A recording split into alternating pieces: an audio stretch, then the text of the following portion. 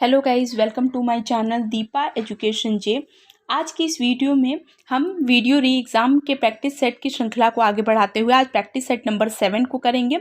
और ये अगर आपको सेशन पसंद आ रहा हो तो प्लीज़ चैनल को लाइक कीजिए, क्योंकि ये सारे इंपॉर्टेंट क्वेश्चन हैं जो आपकी परीक्षा में किसी न किसी रूप में पूछे जाते हैं। तो लेट्स स्टार्ट। पहला क्वेश्चन है, अंतर्राष्ट्रीय योग दिवस वर्ष किस दिन मनाया जाता है? ए 21 मई, बी 21 जून, सी 25 मई, डी 25 जून। तो देखिए, सबसे पहला इंपॉर्टेंट जो यहाँ पर फैक्ट हो जाता है वो ये है कि अंतर्राष्ट्रीय योग दिवस जो है वो 21 जून को मनाते हैं। पहली चीज़ तो आप ये जानते रहिए। और दूसरा, इसे कब से मनाया गया था? तो 2015 से इसकी शुरुआत हुई थी। योग के प्रति लोगों की जागरूकता और इसकी तरफ ध्यान करने के लिए, आकर्षित करने के लिए इसे 21 जून 2015 से मनाया गया था। ठीक, इसके अलावा इससे इम्पॉर्टेंट फैक्ट एक और है, उसे अब भी जानते रहिए कि 2014 में, यानी जब से ये लागू हुआ था उससे एक साल पहले, संयुक्त राष्ट्र में लगभग 193 सदस्यों द्वारा 21 जून को ही अंतर्राष्ट्रीय योग दिवस मनाने का प्रस्ताव पारित किया गया था। इसलिए हम 21 जून को अंतर्राष्ट्रीय योग दिवस मनाते हैं। तो इस डे से संबंधित ये कुछ महत्वपूर्ण नोट थे, जानते रहिए। पहला चीज़, अंतर्राष्ट्रीय योग दिवस 21 जून को मनाते हैं। दूसरा, ये 2015 से मनाया जाने लगा। और तीसरा, 2014 में 193 देश ने ये तय किया था कि 21 जून को, माने संयुक्त राष्ट्र में ये प्रस्ताव पारित हो गया था, इसलिए इसे 21 जून को मनाया जाता है। और यह वर्ष का सबसे लंबा दिन भी है। तो ध्यान रखिएगा, 21 जून जो होता है ये वर्ष का सबसे लंबा दिन भी होता है, इसलिए अंतर्राष्ट्रीय योग दिवस 21 जून को मनाते हैं। तो ध्यान रखिएगा, इंपॉर्टेंट है। दूसरा क्वेश्चन है, लोसर उत्सव का किस राज्य में मनाया जाता है? लोसर, इसी को लोसार देते हैं। ओडिशा, बी सिक्किम, सी असम, डी नागालैंड। तो देखिए, अगर बात करें तो यहाँ पर जो होता है, ये अगर लोसार की बात करें तो ये सिक्किम में मनाते हैं। ध्यान रखिएगा, सिक्किम में मनाते हैं। यहाँ पर लोसर उत्सव है, और अगर लोसांग होता तो सिक्किम, और लोसर है तो ये भी सिक्किम ही हो जाएगा, क्योंकि लोसर ऐसे देखा जाए तो तिब्बती क्षेत्रों में मनाते हैं। लेकिन देखिए, पूर्वोत्तर में सिक्किम जो है जहाँ पर लोसांग उत्सव मनाते हैं। ध्यान रखिएगा, लोसांग भी मनाते हैं और लोसर भी मनाते हैं। लेकिन अगर स्पेशली लोसर की बात करें तो ये बौद्धों मतावलंबियों का प्रमुख पर्व होता है जो तिब्बत के क्षेत्र में मनाया जाता है। तो ध्यान रखिएगा, ये इंपॉर्टेंट है। आपके ऑप्शन में तिब्बत का क्षेत्र, पर्वतीय क्षेत्र, तिब्बती क्षेत्र नहीं दिया है, इसलिए आप ऑप्शन सिक्किम लगाएंगे। तो ध्यान रखिएगा, ये भी इंपॉर्टेंट है। ठीक है, निम्न में से कौन सा उत्तर भारत का एक शास्त्रीय नृत्य है? ए है भरतनाट्यम, बी कथक, सी कुचिपुड़ी, डी कथकली। तो देखिए, यहाँ पर आंसर हो जाएगा आपका कथक। कथक जो है वो उत्तर भारत का नाटक है। ध्यान रखिएगा, उत्तर प्रदेश का एक शास्त्रीय नृत्य है और ये उत्तर भारत का जो है वो नृत्य है। ठीक, कथक के दो घराने हैं, एक है लखनऊ घराना, ध्यान रखिएगा, ये भी इंपॉर्टेंट है। एक है लखनऊ घराना और दूसरा है जयपुर घराना। तो देखिए, आप इन फैक्ट्स को भी जानते रहिएगा, क्योंकि ये फैक्ट्स बहुत ज़्यादा इंपॉर्टेंट होते हैं। तो जयपुर घराना और लखनऊ घराना जो है वो कथक के दो घराने होते हैं, और इसकी शुरुआत जो है उत्तर भारत का शास्त्रीय नृत्य है, और कथक जो है उत्तर प्रदेश का शास्त्रीय नृत्य है। ध्यान रखिएगा, यहीं से इसका उद्भव हुआ था, और इसके दो घराने हैं, लखनऊ घराना और जयपुर घराना। ठीक, वहीं पर अगर बात करें तो भरतनाट्यम जो होता है वो तमिलनाडु, कथकली केरल में, और कुचिपुड़ी आंध्र प्रदेश में का शास्त्रीय नृत्य है। ठीक है, ध्यान रखिएगा, इंपॉर्टेंट है। निम्न में से कौन सा संगीत एक ताल यंत्र है? ताल यंत्र से भी क्वेश्चन है। देखिए, ए है मृदगम, दिलरुबा, सी तानपुरा, चौथा है इसराज।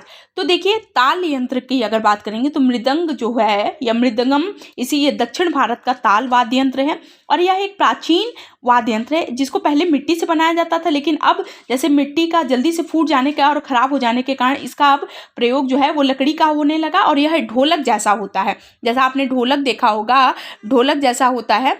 तो ध्यान रखिएगा, ताल वाद्य यंत्र है। ध्यान रखिएगा, पहले मिट्टी का बना होता था, पर चूंकि मिट्टी का बहुत जल्दी खराब हो जाता था, टूट जाता था, इसलिए अब इसे लकड़ी का प्रयोग किया जाने लगा है। ठीक है, ध्यान रखिएगा, इंपॉर्टेंट है। फिर आगे है क्वेश्चन, निम्नलिखित भारतीयों में से किसने नोबेल पुरस्कार प्राप्त नहीं किया था? क्वेश्चन में देखिए, यहाँ पे आपका है कि नहीं किया था। यहाँ पर ए है रविन्द्रनाथ टैगोर, सत्यजीत रे, सीवी रमन, अमर्त्य सेन। तो देखिए, यहाँ पर आपका ऑप्शन हो जाएगा सत्यजीत रे। देखिए, ये पहले तो क्वेश्चन इसलिए बहुत ज़्यादा इंपॉर्टेंट होता है नोबेल पुरस्कार से। दूसरा यहाँ पर दिया है कि किसने प्राप्त नहीं किया है, यानी अभी तक किसे नहीं मिला है। तो आपको पता है कि रविन्द्रनाथ टैगोर को मिल चुका है। यह अभी तक एक भी बार सत्यजीत रे को नहीं मिला है। सीवी रमन, अमर्त्य सेन और रविन्द्रनाथ टैगोर को नोबेल पुरस्कार से सम्मानित किया जा चुका है, जो स्वीडन के द्वारा दिया जाता है। नोबेल पुरस्कार जो है बहुत ही महत्वपूर्ण और बहुत ही इम्पोर्टेंट। देखिए कोई भी पुरस्कार आपके एग्जाम के लिए इंपॉर्टेंट है, ध्यान रखिएगा। और नोबेल पुरस्कार की बात करें तो ये तो बहुत ज़्यादा इंपॉर्टेंट हो जाता है। अब अगर हम आपसे बात करें रविन्द्रनाथ टैगोर को, तो देखिए रविन्द्रनाथ टैगोर को आपको पता है कि ये पहले नोबेल पुरस्कार प्राप्त करने वाले पहले भारतीय थे, इसलिए ये इंपॉर्टेंट हो जाते हैं। सीवी रमन की बात करें तो इनको रमन प्रभाव के लिए 1930 में दिया गया था, ये भी इंपॉर्टेंट है। और अमर्त्य सेन को बात करें तो 1998 में कल्याणकारी अर्थशास्त्र के लिए इनको अर्थशास्त्र का नोबेल पुरस्कार दिया गया था। ठीक है, तो ध्यान रखिएगा, ये बहुत ज़्यादा इंपॉर्टेंट हो जाता है। लेकिन हाँ, सत्यजीत रे को, ये फिल्म निर्देशक है, लेकिन इनको अभी तक एक बार भी नोबेल पुरस्कार प्राप्त नहीं हुआ है। जब अगर आपसे ये पूछे कि सबसे पहला कौन ऐसा भारतीय था जिन्हें नोबेल पुरस्कार मिला, तो आपका आंसर हो जाएगा रविन्द्रनाथ टैगोर। तो ध्यान रखिएगा, इंपॉर्टेंट हो जाता है। ठीक है, आगे है क्वेश्चन। अगर सेशन पसंद आ रहा हो तो प्लीज़ चैनल, कंटेंट पसंद आ रहे हो, क्वेश्चंस की वैरायटी पसंद आ रही हो तो प्लीज़ चैनल को लाइक कीजिए, सब्सक्राइब कीजिए, शेयर कीजिए। नेक्स्ट क्वेश्चन है, ब्रिज किसमें अपनाई जाने वाली तकनीक है? ए एथलेटिक्स, बी भारोत्तोलन, सी कुश्ती और डी कराटे। तो देखिए यहाँ पर आंसर हो जाएगा कुश्ती। ब्रिज जो होता है वो कुश्ती में मुख्य रूप से अपनाई जाने वाली एक तकनीक है। इस तकनीक में क्या होता है, तो इस तकनीक में खिलाड़ी जो होता है वो लेट कर पैरों के सहारे अपनी कमर को उठाता है और शरीर का भार कंधे और पैरों पर आ जाता है तथा चेहरा ऊपर की ओर उठ जाता है। इसे ब्रिज कहते हैं और इसका संबंध कुश्ती से है, आपको पता होना चाहिए, बहुत ज़्यादा इंपॉर्टेंट है। अगर सेशन पसंद आ रहा हो तो प्लीज़ चैनल को लाइक कीजिए, सब्सक्राइब कीजिए, शेयर कीजिए। ठीक, आगे है क्वेश्चन, ABM का पूर्ण रूप क्या है? ये भी बहुत इंपॉर्टेंट क्वेश्चन हो जाता है। ध्यान रखिएगा, ऐसे क्वेश्चन आपकी परीक्षा में बार बार पूछे जाते हैं। ABM का फुल फॉर्म पूछ लिया है यहाँ पर। तो देखिए, अगर सबसे ज़्यादा इम्पॉर्टेंट ये है कि अगर अभी हम बात करें हैं तो यहाँ पर पूर्ण रूप से यानी फुल फॉर्म से क्वेश्चन पूछे जाते हैं। तो हम इसे के ऑप्शन को पढ़ लेते हैं। Anti belligerent mine, anti base machine, antibody यांत्रिकी और एंटी बैलिस्टिक मिसाइल। तो ABM का पूर्ण रूप होता है एंटी बैलिस्टिक मिसाइल।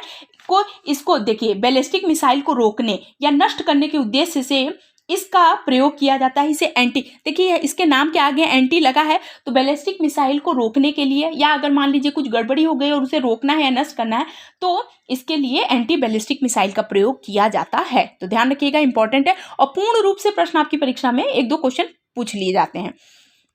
आगे क्वेश्चन, जलियांवाला बाग हत्याकांड कब हुआ था? ठीक, पहला ऑप्शन है 13 अप्रैल 1867, 15 जून 1947, 13 अप्रैल 1919, डी है 17 मई 2011। तो देखिए इसका आंसर हो जाएगा 13 अप्रैल 1919 को। जलियांवाला बाग जो है वो भारत के पंजाब प्रांत के में अमृतसर के पास में एक जलियांवाला बाग है, जहां पर बैसाखी के दिन क्या हो रहा था कि रॉलेट एक्ट आया था 1919 में। बिना वकील, बिना दलील के ही लोगों को क्या कर लिया जा रहा था, गिरफ्तार कर लिया। तो उसके ही रॉलेट एक्ट के तहत ही डॉक्टर सैफुद्दीन किचलू जो थे वो गिरफ्तार कर लिए थे। तो उनके विरोध में जनसभा का आयोजन हो रहा था इसी बाग में। यहाँ पर माइकल जनरल डायर ने अंधाधुंध गोली चलवा दी और सारे गेट को बंद कर दिया। तो लगभग कम से कम 2000 से अधिक लोग घायल हुए थे और बताया जाता था कि 1000 लोग से अधिक इसमें मारे गए थे, जिसका कमीशन बाद में गठन किया गया था इसकी सिर्फ जांच परख करने के लिए कि कितने लोग इसमें मारे गए। तो ये घटना जो हुई थी वो 13 अप्रैल 1919 को हुई थी। रॉलेट एक्ट के विरोध में जनसभा का आयोजन हुआ जा रहा था। तो ध्यान रखिएगा, ये भी इंपॉर्टेंट हो जाता है। आगे क्वेश्चन, प्रसिद्ध कृति आनंद मठ के रचयिता कौन है? तो ये श्री अरबिंदो, श्री बंकिम चंद्र, श्री रविन्द्रनाथ टैगोर, श्री आरती चौधरी। ध्यान रखिएगा, ये भी बहुत ज़्यादा इंपॉर्टेंट है। तो आपको पता है कि श्री बंकिम चंद्र चैटर्जी जो हैं वो आनंद मठ के रचयिता हैं, श्री बंकिम चंद्र चैटर्जी। वहीं पर अगर हमसे पूछे कि राष्ट्रगान किसने लिखा है, तो रविन्द्रनाथ टैगोर का है। ध्यान रखिएगा, बहुत ज़्यादा इंपॉर्टेंट हो जाता है। देखिए ऐसे क्वेश्चन आपकी परीक्षा में बार बार आते हैं। वहीं पर अगर जैसे श्री अरबिंदो जो हैं, अगर यहाँ पर बात करें तो इनकी एक महत्वपूर्ण रचना है लाइफ डिवाइन। यहाँ पर मैं यहाँ लिख देती हूँ, समझते चलिएगा। लाइफ डिवाइन जो है, आपसे पूछे कि किसकी रचना है, तो श्री अरबिंदो की रचना है लाइफ डिवाइन। ये भी इनकी बहुत ही महत्वपूर्ण रचना है, लेकिन चूंकि यहाँ आनंद मठ पूछा है तो श्री बंकिम चंद्र चैटर्जी जो हैं उनका एक उपन्यास है जो सन्यासी विद्रोह पर आधारित है, बंगाल दुर्भिक्ष और सन्यासी विद्रोह पर आधारित है। आपसे कभी कभी डीप में अगर क्वेश्चन पूछेगा तो ये भी पूछ सकता है कि आनंद मठ में क्या है। तो आनंद मठ में जो है वो एक इनका उपन्यास है जो भारतीय इतिहास के उन दुर्लभ दस्तावेजों में से एक है जिन्होंने भारतीय समाज को एक नई दिशा दी, और अगर स्पेशली बात करें तो सन्यासी विद्रोह और बंगाल दुर्भिक्ष पर आधारित है। ध्यान रखिएगा, इंपॉर्टेंट है। भारत में लिंग अनुपात की गणना किस प्रकार की जाती है? पहला ऑप्शन है प्रति 1000 स्त्रियों पर पुरुषों की संख्या, प्रति 1000 पुरुषों पर स्त्रियों की संख्या। सी ऑप्शन है प्रति 100 स्त्रियों पर पुरुषों की संख्या, प्रति 100 स्त्रियों पर स्त्रियों की संख्या। तो देखिए यहाँ पर अगर चर्चा करें तो भारत में लिंग अनुपात की गणना जो है वो प्रति 1000 पुरुषों पर स्त्रियों की संख्या से होती है, यानी 1000 पुरुषों पर कितनी स्त्रियां हैं इसकी से ही इसी के आधार पर लिंग अनुपात की गणना की जाती है। देखिए ऐसे क्वेश्चन आपके वीडियो एग्जाम के लिए बहुत इंपॉर्टेंट है, पूछे जाते हैं। जनगणना से भी आधारित क्वेश्चन और डिजिट से भी प्रश्न पूछे जाते हैं। तो कंटेंट पसंद आ रहा हो तो प्लीज चैनल को लाइक कीजिए, सब्सक्राइब कीजिए, शेयर कीजिए। तो आपसे क्वेश्चन पूछा है सुल्तान जोहोर कप हॉकी का उपविजेता कौन है? तो पहले हम ऑप्शन है भारत, बी जापान, सी ब्रिटेन और डी न्यूजीलैंड। तो ध्यान रखिएगा, अगर आपसे ये क्वेश्चन पूछता है कि सुल्तान, देखिए ये पहले कब हुआ था, तो ध्यान रखिएगा ये 2000 देखिए 8वें संस्करण में हुआ था। ये पहला संस्करण इंपॉर्टेंट है, तो 8वें संस्करण में हुआ था, ये ध्यान रखिएगा। और इसके फाइनल में ब्रिटेन ने भारत को हराया था, यानी इसका जो उप विजेता अगर पूछे तो भारत होगा। यहाँ पर उप विजेता पूछा है इसलिए इसका आंसर भारत हो जाएगा, लेकिन अगर विजेता पूछता तो इसका आंसर हो जाएगा ब्रिटेन, क्योंकि ब्रिटेन ने भारत को जो है वो हराया था और लगभग 3-2 से हराकर ये खिताब जीता था। तो आंसर तो आपका यहाँ पर भारत होगा। फिर से समझिएगा, 8वां संस्करण था, उप विजेता यहाँ पूछा है तो उप विजेता जो था वो था भारत, और अगर विजेता पूछता तो ये आंसर हो जाएगा आपका ब्रिटेन। 3-2 से हराया था ब्रिटेन ने भारत को, ठीक है, ध्यान रखिए, इंपॉर्टेंट है।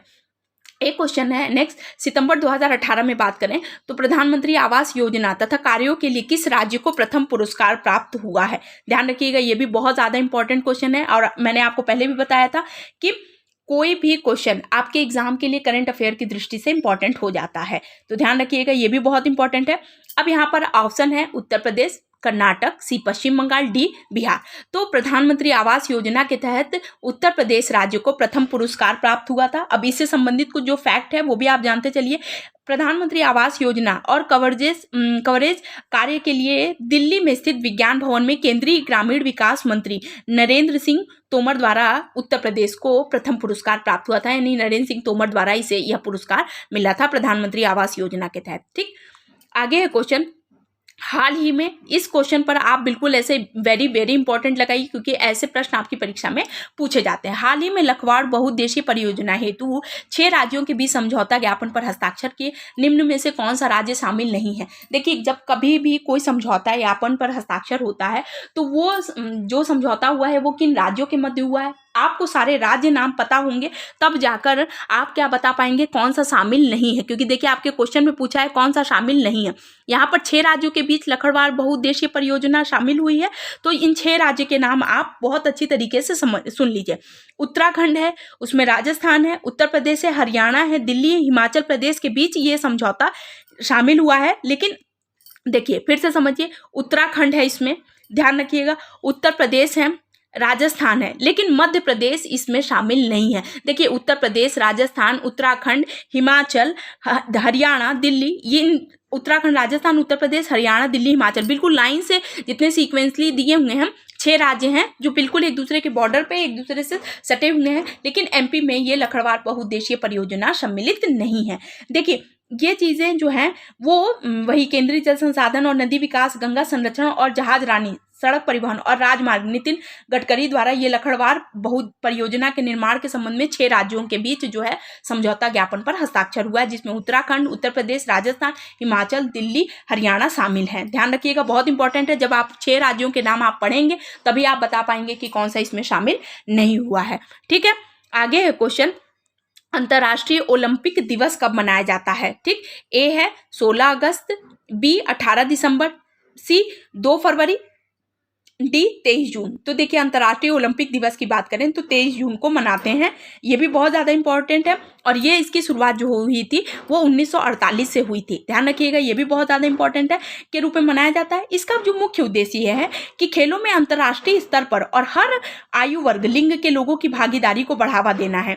क्योंकि देखिए ओलंपिक जो खेल होते हैं वो हर तरह के लोगों का, हर तरह के राज्य, हर तरीके के देश में जितने भी लोग शामिल होते हैं खेल में, उनके उत्तरदायी जो उनका मतलब कह लीजिए कि जो उनका, देखिए इसको जो है कह लीजिए शब्द में थोड़ा सा बताना, क्योंकि देखिए किसी भी, जैसे हमारे भारत देश से ओलंपिक में जब गोल्ड आता है तो किसी भी एक क्षेत्र में आता है लेकिन पूरे भारत का नाम रोशन होता है। तो उसी तरीके से प्रत्येक उस गेम में जो भी अदर कंट्रीज में गोल्ड मेडल मिलता है या सिल्वर, तो उसे उसकी देश का मान प्रतिष्ठा, इसके अलावा अपने राज्य यानी स्टेट वाइज और स्पेशली अपने डिस्ट्रिक्ट को क्या करता है, बहुत ज़्यादा नाम ऊंचा करता है। तो ध्यान रखिएगा ये सब चीज़ें इसलिए ज़्यादा इंपॉर्टेंट हो जाती हैं क्योंकि इससे आयु वर्ग और लिंग के लोगों की, माने विभिन्न तरह के लिंग के लोगों की भागीदारी को बढ़ावा देना है। तो ध्यान रखिएगा ये सारी चीज़ें बहुत ज़्यादा इंपॉर्टेंट हो जाती हैं कि ओलंपिक दिवस कब मनाया जाता है, तो 23 जून को मनाया जाता है। और इसका मुख्य उद्देश्य क्या है कि